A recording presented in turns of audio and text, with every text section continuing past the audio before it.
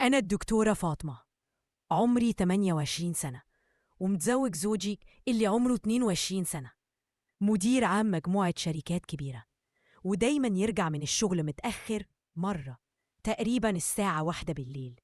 بناتي الاتنين يدرسون برا مصر وعايشين مع خالتهم، ما ينزلون مصر إلا في الإجازات. من حوالي سنة اشترينا فيلا جديدة في مدينة معروفة بالجيزة. صرت طول اليوم جالسة لوحدي بحكم إن زوجي شغله يشغله كتير، فما في أحد عايش معايا في الفيلا غير أنا وهو. مع الوقت حسيت إننا محتاجين بواب يهتم بالنظافة والزرع حوالين الفيلا ويجيب لنا أي طلبات. كلمت زوجي عن الموضوع. في البداية كان رافض تمام وقال لي ما نبي أحد غريب يدخل بيتنا. قلت له ليه بس؟ شوف كل الفلل اللي حوالينا، ما في فيلا تقريبا من غير بواب. سكت شوية بعدين قال طيب خليني أفكر وأرد عليك. نزل شغله، ولما رجع سألته ها فكرت؟ ماشي، ما في مشكلة، بس ما نختار أول واحد يجي، لازم نشوف كذا شخص. نزلنا إعلان على فيسبوك نبحث عن بواب للفيلا في المكان الفلاني، وزوجي كاتب شرط إن البواب لازم يكون متزوج ويجي بأسرته، وعدد الأسرة ما يكون كبير، طفلين بالكتير. حطينا رقم تليفون زوجي في الإعلان وجته مكالمات كثيرة. حددنا يوم الجمعة عشان زوجي يكون إجازة ويقابل المتقدمين. جاء يوم الجمعة، الناس بدأت تجي وزوجي طلعت من البلكونة، شفت شاب لابس جلابية عمره حوالي 28 سنة. قلت له انت مين؟ قال أنا البواب الجديد يا هانم. نزلت فتحت الباب بس هو ما دخل، ضل واقف برا. قلت له ادخل، واقف ليه؟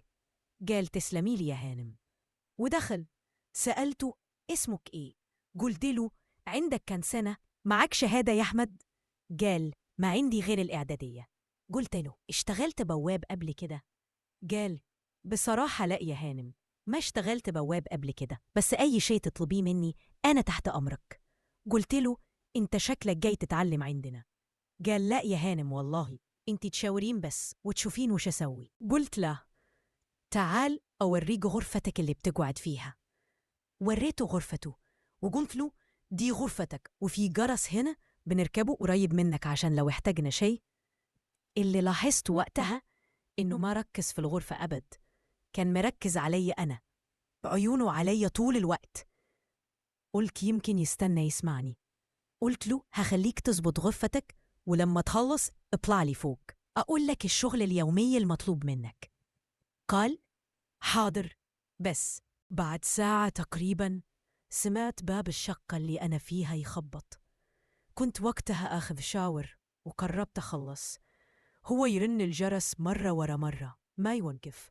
لبس الروب وخرجت. فتحت له، قلت له إيه؟ رنيت مرة مرتين وما حد فتح لي.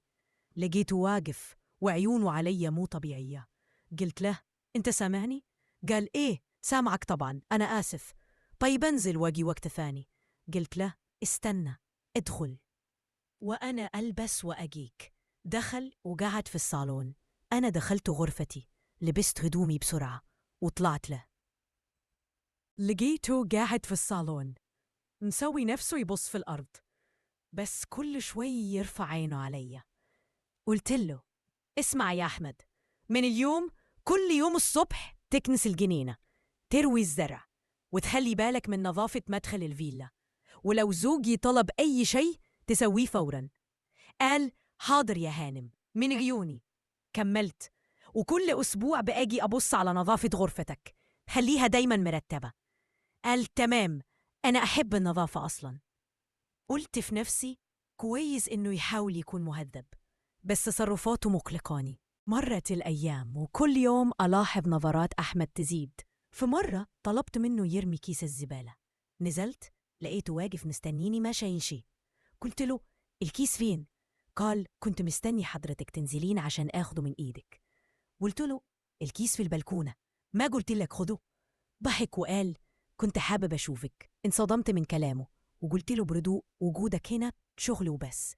سكت، بس من يومها ما كنت مرتاحة. في يوم زوجي نزل بدري وأحمد طلع من غير إذن وقال: معلش يا هانم، أبغى أتكلم في شيء. قلت له: اتكلم. قال: أنا ما أقدر أخبي، أنا معجب بحضرتك. انفعلت وقلت له: برا قبل ما أطلب لك الأمن. قال: أنا آسف، غلطة وما تتكرر. طردته، بس زوجي استغرب وقال: يمكن فهمتي غلط. قلت له: أنا ما أحتاج دليل، إحساسي كفاية. قررت أركب كاميرا من غير ما زوجي يعرف، وسجلت كل شيء. وفعلا تاني يوم أحمد دخل من غير إذن، وكلامه كان واضح. وريت الفيديو لزوجي، وقتها بس صدق. قال لي: أنا آسف، كنت غلطان. وطرده فورا وبلغ الأمن ومنعوه يرجع للمنطقة. ورجعت حياتي طبيعية، بس صرت أكثر حذر، وعرفت أن أحيانا الشك مو عيب، بالعكس ممكن يكون حماية.